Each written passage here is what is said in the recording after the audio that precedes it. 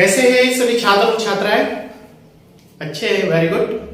चलिए, आज का जो हमारा टॉपिक है वो है प्राचीन भारतीय इतिहास से बौद्ध धर्म। बौद्ध धर्म हम दो पार्ट में लेके पढ़ेंगे। पार्ट 1 आज की जो क्लास है वो आपकी पार्ट 1 है और पार्ट 2 उसमें हमारा पूरा बौद्ध धर्म कवर हो जाएगा पार्ट 2 तक। कोई भी क्वेश्चन आपका इस क्लास से और क्लास नंबर 2 से बाहर नहीं होगा। आप कोई भी एग्जाम दीजिए बिना किसी टेंशन के। आप चाहो तो 10 से 20 साल के पेपरों का एनालिसिस कर लीजिएगा। बौद्ध धर्म से जो क्वेश्चन आ रखे हैं वो हमारी पूरी दोनों क्लास के इर्द गिर्द घूमेंगे। आप कोई भी एग्जाम दीजिएगा, आईएएस से लेके ग्रुप सी, पुलिस, एसआई वगैरह, सीटेट, यूटेट, कोई भी एग्जाम दीजिएगा आप बिना किसी टेंशन के। बस आप मेहनत के साथ और कंटिन्यूटी के साथ जिस तरीके से हम आपको 3 क्लास प्रतिदिन उपलब्ध करा रहे हैं उसी तरीके से आप हमारे से जुड़े। आप लोगों का हमारे से जुड़ने के लिए बहुत बहुत धन्यवाद और नए लोगों को भी जोड़ने का प्रयास करें। तो आइए देखते हैं बौद्ध धर्म। एक मैंने आपको संक्षिप्त बायोडाटा प्रदान कर दिया है। जिस तरीके से हम लोग अपना बायोडाटा देते हैं, बायोडाटा बनवाते हैं, ताकि वो सब चीजें आपको, क्योंकि बौद्ध धर्म जो है अपना आप में बहुत बड़ा टॉपिक है, लेकिन मैंने उसे एक ब्रीफ समरी में समा दिया हूं ताकि हमें कोई भी समस्या ना आए। ठीक है, तो आइए देखते हैं। विषय प्राचीन भारतीय इतिहास और टॉपिक है बौद्ध धर्म की स्थापना। ठीक है, ये मैंने आपको बता दिया था पहले ही कि बौद्ध धर्म की जो स्थापना हुई थी, जो हमारे समाज में रीतियां, कुरीतियां, रीति रिवाज, आडंबर थे, उन सब चीजों को समाप्त करने के लिए बौद्ध धर्म की स्थापना की गई थी। और महात्मा बुद्ध ने यह डिसीजन लिया था कि हम अच्छाई की ओर बढ़ेंगे, गलत रास्तों से लोगों को भी रोकेंगे और खुद भी रोकेंगे। ठीक है, तो बाकी देखते आइए। तो बौद्ध धर्म के जो संस्थापक थे वो कौन थे? वो थे आपके गौतम बुद्ध। ठीक है, गौतम बुद्ध का जो जन्म स्थान है, जो जन्म है वो कब हुआ था? 563 ईसा पूर्व में। तो आप याद रखना, गौतम बुद्ध का जो जन्म हुआ था वो 563 ईसा पूर्व में हुआ था। इनका जो जन्म स्थान है वो है आपका लुम्बिनी। क्वेश्चन आता है लुम्बिनी वर्तमान में कहां पर स्थित है? लुम्बिनी जो है नेपाल में। ठीक है, ये लिखवा दिया मैंने आपको। गौतम बुद्ध के जो बचपन का नाम था वो था सिद्धार्थ। आप याद रखना, बुद्ध के जो बचपन का नाम था सिद्धार्थ। इनके पिता का जो नाम था वो था शुद्धोधन। गौतम बुद्ध के जो पिता का नाम था वो था शुद्धोधन। माता का नाम माया देवी। आप याद रखना, माता का नाम इनकी क्या था? माया देवी। इनकी जो माता थी, उनकी जैसे ही महात्मा बुद्ध का जन्म हुआ, इनके जन्म के 7वें दिन बाद उनकी मृत्यु हो गई थी। तो क्वेश्चन ये पूछा जाता है और ये भी पूछा जाता है, इनकी मृत्यु के बाद इनका पालन पोषण किसने किया था? तो इनकी मृत्यु, माता की मृत्यु कितने दिन बाद हुई थी? जन्म के 7वें दिन बाद। आप याद रखना, इनकी माता का नाम था माया देवी। इनकी जो मृत्यु हुई थी, जैसे सिद्धार्थ का जन्म हुआ था उसके 7वें दिन बाद इनकी मृत्यु हो गई थी। तो इनका लालन पालन और इनकी देखरेख जो की थी महात्मा बुद्ध की, वो की थी इनकी मौसी प्रजापति गौतमी ने। तो क्वेश्चन इनकी माता नहीं पूछा जाता है एग्जाम में, इनकी मौसी जरूर पूछा जाता है। इनकी मौसी का क्या नाम था? प्रजापति गौतमी। ठीक है, इसके बाद बुद्ध की पत्नी का नाम क्या था? इनकी पत्नी का नाम था यशोधरा। ठीक है, पत्नी का क्या नाम था? यशोधरा। बुद्ध के पुत्र का क्या नाम था? राहुल। याद रखना, बुद्ध का जो पुत्र था, सिद्धार्थ के जो बेटे थे, उनका नाम था राहुल। राहुल का अर्थ पूछा जाता है कई बार एग्जाम में आया, आईएएस के एग्जाम में भी आया, पीसीएस के एग्जाम में भी आया, दुख का स्रोत। तो राहुल का जो अर्थ होता है वो होता है दुख का स्रोत। महात्मा बुद्ध ने जो ग्रह त्याग किया था, क्वेश्चन आता है कितने वर्ष की आयु में किया था?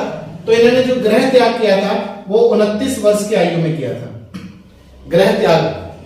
दूसरा क्वेश्चन आता है जो ग्रह त्याग की घटना थी उसे बौद्ध धर्म में किस नाम से जाना जाता है? तो बौद्ध धर्म में ग्रह त्याग की घटना को कहा जाता है महाभिनिष्क्रमण। तो आप याद रखना, महाभिनिष्क्रमण किसे? ग्रह त्याग की घटना को। 29 वर्ष की आयु में इन्होंने ग्रह त्याग किया था और उसी घटना को बौद्ध धर्म में महावी निष्क्रमण कहा गया है। ठीक है। ग्रह त्याग के बाद इनके प्रथम जो गुरु थे वो कौन थे? वो थे आलार कलाम। आलार कलाम से इन्होंने जो शिक्षा ली थी, जो बौद्ध धर्म का ग्रंथ है सांख्य दर्शन, उसकी इन्होंने इनसे शिक्षा ग्रहण की थी। तो पूछ सकता है सिद्धार्थ ने या गौतम ने बौद्ध धर्म की शिक्षा ली थी वो किससे ली थी? आलार कलाम से। और किस चीज की शिक्षा ली थी? सांख्य दर्शन की। ठीक है। बुद्ध ने सुनने का ज्ञान किससे प्राप्त किया था? इन्होंने सुनने का ज्ञान प्राप्त किया था, तो इन्होंने अपने प्रथम जो गुरु थे आलार कलाम से ही सुनने का ज्ञान प्राप्त किया था। तो याद रखना, प्रथम गुरु से ही। नेक्स्ट है, गौतम बुद्ध को ज्ञान प्राप्त हुआ था। तो याद रखना, इन्हें जो ज्ञान प्राप्त हुआ था, क्वेश्चन आ सकता है कब हुआ था? तो वैशाख पूर्णिमा के दिन इन्हें ज्ञान की प्राप्ति हुई थी। वैशाख पूर्णिमा के दिन। बौद्ध धर्म में पूर्णिमा का अति महत्वपूर्ण है, अति महत्व है। क्यों? क्योंकि इसी दिन इनका जन्म हुआ था, इसी दिन इनके ज्ञान की प्राप्ति हुई थी और इसी दिन इन्हें मृत्यु हुई थी। तो इनके जीवन के तीनों कार्य इसी दिन हुए थे, इसलिए बौद्ध धर्म में वैशाख पूर्णिमा का अति महत्वपूर्ण स्थान है। ठीक है। कितनी आयु में ज्ञान प्राप्त हुआ था? क्वेश्चन आता है एग्जाम में। तो इन्हें 35 वर्ष की आयु में ज्ञान की प्राप्ति हुई थी। बुद्ध को 35 वर्ष की आयु में ज्ञान की प्राप्ति हुई थी। इनका ज्ञान प्राप्ति जो स्थान है वो क्या है? नदी पूछे तो निरंजना नदी है, उसे फाल्गु कहते थे प्राचीन काल में। निरंजना को फाल्गु नदी कहते थे। और ये पूछे तो किस वृक्ष के नीचे? तो वो है साल के वृक्ष के नीचे ज्ञान की प्राप्ति हुई थी। तो याद रखना, अगर ये पूछे किस नदी के तट पर बुद्ध को ज्ञान की प्राप्ति हुई थी, निरंजना या फाल्गु नदी के तट पर, किस वृक्ष के नीचे हुई थी, तो ये इसका आंसर हो जाएगा हमारा साल वृक्ष के नीचे। तो किस वृक्ष के नीचे हुई थी ज्ञान की प्राप्ति? तो याद रखना आप, साल वृक्ष के पूर्णिमा की रात को। ये भी पूछ सकता है किस रात्रि में इन्हें प्राप्ति हुई थी ज्ञान की, तो इसी वैशाख पूर्णिमा की रात को इन्हें ज्ञान की प्राप्ति हुई थी। क्लियर है? इसके बाद है ज्ञान प्राप्ति के बाद किस नाम से जाने गए? जो आपके गौतम बुद्ध थे या सिद्धार्थ थे, ये ज्ञान प्राप्ति के बाद किस नाम से जाने गए? तो ये बुद्ध के नाम से बाद में ही प्रसिद्ध हुए थे। बुद्ध, इनके नाम के आगे जो महात्मा गौतम बुद्ध लगा था, तो बुद्ध जो लगा था इनका ज्ञान प्राप्ति के बाद लोगों ने इन्हें बुद्ध कहना शुरू कर दिया था और बुद्ध के नाम से ही प्रसिद्ध हुए थे। ठीक है। इसके बाद है ज्ञान प्राप्त के बाद प्रथम उपदेश इन्होंने कहां पर दिया था? तो इन्होंने प्रथम जो उपदेश दिया था वो दिया था आपका सारनाथ में। सारनाथ का ऋषि पत्तनम भी कहते हैं सारनाथ को। ठीक है। तो प्रथम उपदेश जो इन्होंने दिया था वो सारनाथ या ऋषि पत्तनम में दिया था। और प्रथम उपदेश को बौद्ध धर्म में जो कहा गया है वो कहा गया है धर्म चक्र परिवर्तन। क्योंकि इनकी जो लाइफ से जुड़ी हुई चीजें थी उसमें एकदम चेंज हो गया और चेंज होने के बाद ही इसीलिए इन्हें धर्म चक्र परिवर्तन के नाम से जाना जाता है। याद रखना, प्रथम उपदेश को बौद्ध ग्रंथों में किस नाम से जाना जाता है? धर्म चक्र परिवर्तन। याद रखना, प्रथम उपदेश को बौद्ध धर्म में किस नाम से जाना गया? धर्म चक्र परिवर्तन। ठीक है। तो इसके बाद एक बात पर नजर मार लीजिए। बौद्ध धर्म के संस्थापक गौतम बुद्ध, जन्म 563 ईसा पूर्व, जन्म स्थान लुम्बिनी नेपाल, बचपन का नाम सिद्धार्थ, पिता शुद्धोधन, माता माया देवी। इनकी माता की मृत्यु जन्म के 7वें दिन बाद। इनका लालन पालन इनकी मौसी प्रजापति गौतमी ने किया था। इनकी पत्नी का नाम यशोधरा, पुत्र का नाम राहुल, राहुल का दुख का स्रोत। ग्रह त्याग किया 29 वर्ष की आयु में। बौद्ध धर्म में ग्रह त्याग की घटना को क्या कहा गया है? महावी निष्क्रमण। ग्रह त्याग के बाद इनके प्रथम गुरु आलार कलाम, सांख्य दर्शन की शिक्षा ली थी और सुनने का भी इन्होंने इन्हीं से सीखा था। गौतम बुद्ध को ज्ञान प्राप्त हुआ वैशाख पूर्णिमा के दिन। कितनी आयु में? 35 वर्ष की आयु में। ज्ञान प्राप्ति स्थान नदी, निरंजना नदी या फाल्गु नदी। किस वृक्ष के नीचे? साल वृक्ष के नीचे। ज्ञान प्राप्ति के बाद किस नाम से प्रसिद्ध हुए? बुद्ध। ज्ञान प्राप्ति के बाद प्रथम उपदेश सारनाथ या ऋषि पतनम। प्रथम उपदेश को बौद्ध धर्म में किस नाम से जाना जाए?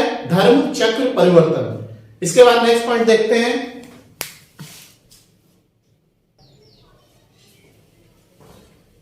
देखिए इसके बाद क्वेश्चन आता है कि महात्मा बुद्ध ने अपने सबसे अधिक जो उपदेश दिए थे वो कहां पर दिए थे? सर्वाधिक उपदेश। ठीक है, तो प्रथम तो सारनाथ में दिया था जिसे धर्म चक्र परिवर्तन कहा गया है, और सबसे अधिक जो उपदेश दिए थे वो इन्होंने दिए थे श्रावस्ती में। और श्रावस्ती प्राचीन काल में जो 16 महाजनपद थे, वो क्लास हो चुकी है हमारी, वो कौशल की राजधानी होती थी श्रावस्ती। ठीक है, मैंने आपको पढ़ाया था पिछली बार।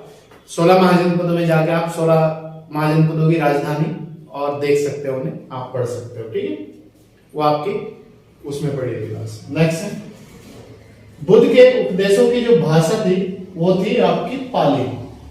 आप याद रखना, बौद्ध धर्म और जैन धर्म की जो उपदेशों की भाषा थी वो थी प्राकृत। वो बहुत ही ये कह लो एक किस्म से कलिष्ठ भाषा थी, आम बोलचाल की भाषा से दूर थी, लोग कम समझते थे।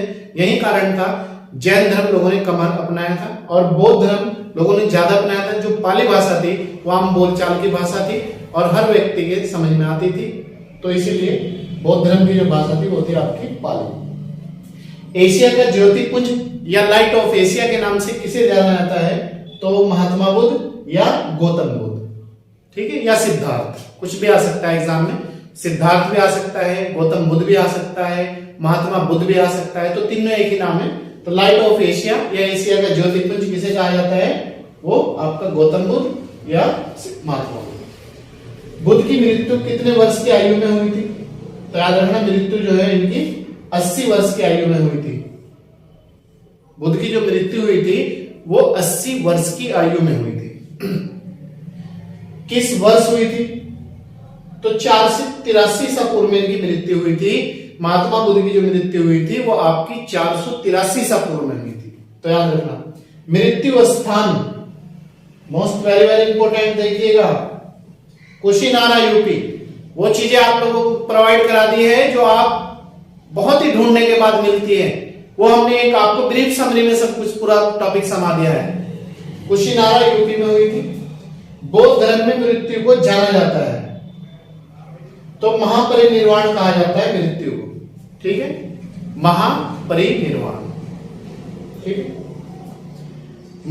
जो निर्वाण का अर्थ होता है वो क्या होता है? बाई चांस पूछ ले तो निर्वाण का अर्थ होता है जीवन के से छुटकारा पाना, जीवन के जन्म चक्र से छुटकारा पाना, या जीवन का समाप्त हो जाना, या जीवन की लीला समाप्त हो जाना, या किसी दीपक का बुझ जाना। दीपक का मतलब यहां जन्म खत्म हो जाने से। ठीक है, तो दीपक का बुझ जाना, जीवन मरण चक्र से मुक्ति पाना। ठीक है, नेक्स्ट है, बुद्ध की मृत्यु के बाद इनके शरीर, इनका जो शरीर था, इनके मानने वाले जो लोग थे, जो जलाने के बाद, चीता जलाने के बाद हड्डियां बच जाती है, उसे कहते हैं अवशेष। तो इनके अवशेषों को 8 भागों में बांटा गया था। ठीक है, 8 भागों में ही 8 स्तूपों का निर्माण किया गया था, वो अलग अलग स्थान पर। ठीक है, तो बुद्ध की मृत्यु के बाद इनके शरीर के अवशेषों को कितने भागों में बांटा गया? तो 8 भागों में। 8 भागों पर 8 ही स्तूपों का निर्माण किया गया। ठीक है, क्वेश्चन आ सकता है एग्जाम में कि महात्मा बुद्ध के कितने स्तूप हैं? तो 8 स्तूप है, 8 ही भागों में इनके अवशेषों को बांटा गया था। ठीक है, बौद्ध धर्म के जो त्रिरत्न है, त्रि का मतलब 3, तो देखो मैं ट्रायंगल टाइप में बना दिया, आपको याद रहे ताकि बुद्ध, धम्म, संघ।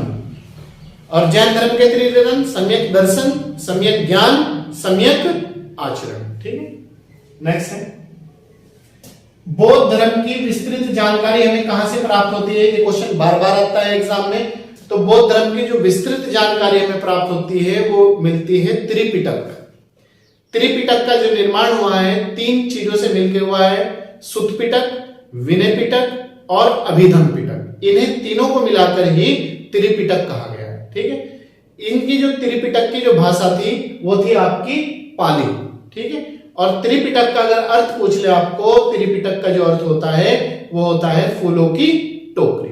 ठीक है, तो ये त्रिपिटक था। याद रखना, एक बार फिर बतला रहा हूं, त्रिपिटक किस किस से मिलकर बनता है? सुत्त पिटक, विनय पिटक, अभिधम पिटक। ठीक है, इन तीनों की भाषा क्या थी? पाली। ठीक है, और त्रिपिटक का अर्थ क्या होता है? फूलों की टोकरी। ठीक है, ये देखो मैंने पूरा लिखवा भी दे रहा हूं। त्रिपिटक त्रिपिटक से मिलती है। त्रिपिटक किस किस से मिलकर बनता है? सुत्त पिटक, विनय पिटक, अभिधम पिटक, इनसे मिलकर त्रिपिटक का निर्माण होता है। और इनकी जो भाषा थी वो थी पाली। और त्रिपिटक का जो अर्थ है वो है आपका फूलों की टोकरी। क्लियर है पॉइंट? बिल्कुल भी आप कंफर्टेबल जोन में होकर पढ़ते हैं हमारी क्लास में, और आपको कोई भी ऐसी चीज नहीं है जो समझ में ना आए।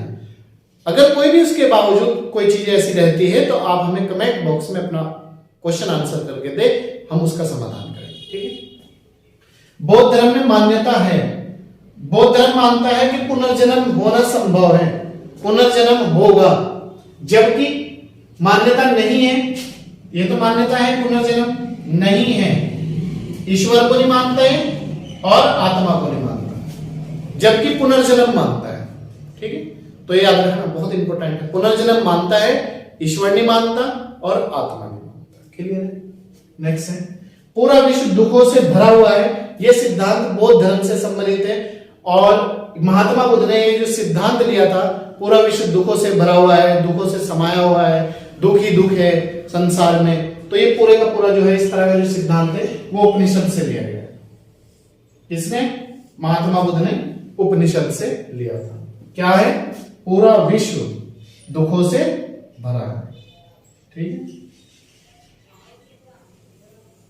नेक्स्ट है, बौद्ध धर्म में शामिल होने के लिए न्यूनतम आयु जो थी, जैसे अब सरकारी नौकरी में जाने के लिए पुलिस में 18 साल चाहिए, और इससे बड़ी जो जॉब है उनमें 21 साल चाहिए, तो न्यूनतम आयु थी यहाँ 15 वर्ष। ठीक है, और बौद्ध धर्म में शामिल होने को उपसंपदा कहा जाता था। ठीक है, तो न्यूनतम आयु कितने वर्ष थी? 15 वर्ष। क्या कहा जाता था? उपसंपदा। ठीक है, शामिल होने को उपसंपदा, न्यूनतम आयु 15 वर्ष। ठीक है, बौद्ध धर्म में कुल 4 सभाएं हुई थी। ठीक है, राजगृह, वैशाली, पाटलिपुत्र, कुंडलवन। ठीक है, पहली राजगृह हुई थी, दूसरी वैशाली हुई थी, तीसरी पाटलिपुत्र में हुई थी, चौथी कुंडलवन में हुई थी। तो चौथी बौद्ध सभा के दौरान, चौथी बौद्ध सभा के समय बौद्ध धर्म 2 भागों में बट गया था। एक हीनयान शाखा हो गई थी और एक महायान शाखा हो गई थी। ठीक है, तो क्वेश्चन आता है एग्जाम में, कुल कितनी सभा हुई? 4। सभा को ही संगीति कहते हैं, याद रखना। चौथी सभा के समय बौद्ध धर्म 2 भागों में बट गया था, हीनयान और महायान। एक शाखा हीनयान थी और एक महायान थी। तो दोस्तों ये थी आज की हमारी क्लास। तो इसके बाद पार्ट 2 में जो भी हमारी चीजें अवशेष है बौद्ध धर्म से, आपको उसमें महात्मा बुद्ध के जीवन से कुछ संबंधित और घटनाएं हैं उसमें वो मिलेगी, 4 सभाएं मिलेगी, स्थान, अध्यक्ष, उपाध्यक्ष उनके जो भी थे, और जो भी इसके अलावा बचा हुआ अवशेष भाग है वो पार्ट 2 में आपको पूरा कंप्लीट हम बौद्ध धर्म कर देंगे। तो चलिए, ये थी आपकी हमारी बौद्ध धर्म की क्लास। इससे संबंधित अगर आपको कोई भी समस्या रहती है तो आप प्लीज, आप लोगों से रिक्वेस्ट है, आप हमें कमेंट बॉक्स में अपनी समस्या को समाधान करने के लिए क्वेश्चन आंसर करें अपने। ठीक है, तो बाकी अगर आप हमारे YouTube चैनल पर नए हैं तो आप लोगों से मेरी थोड़ी सी ये है आवेदन है कि आप लोग चैनल को सब्सक्राइब, लाइक और शेयर कर लीजिएगा, ज्यादा से ज्यादा शेयर करिएगा दोस्तों के साथ। और अगर पुराने हैं तो कंटिन्यूटी के साथ 3 क्लास पाने के लिए आप कंटिन्यू जुड़िए, और लोगों को भी और बच्चों को भी जो छात्र छात्राएं कंपटीशन एग्जाम की तैयारी कर रहे हैं उन्हें जोड़ने का प्रयास करें, और लाइक शेयर सब्सक्राइब ज्यादा से ज्यादा करें। चलिए मिलते हैं आपसे नेक्स्ट क्लास में। मैं आपका अपना teacher Gulsher Gaur. Thank you.